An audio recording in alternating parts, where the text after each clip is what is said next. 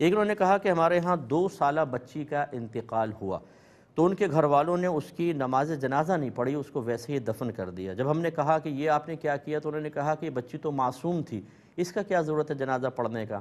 اسی طرح اس بچی کے لیے فاتحہ وغیرہ کو کوئی اہتمام بھی نہیں ہوا۔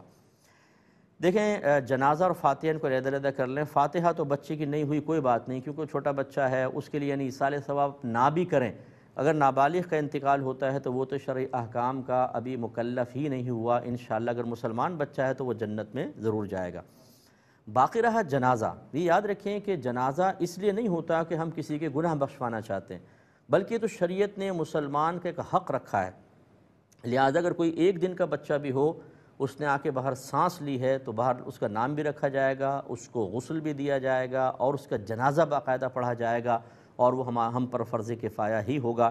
جو نہیں پڑھے گا تو وہ یقیناً گناہگار ہوگا۔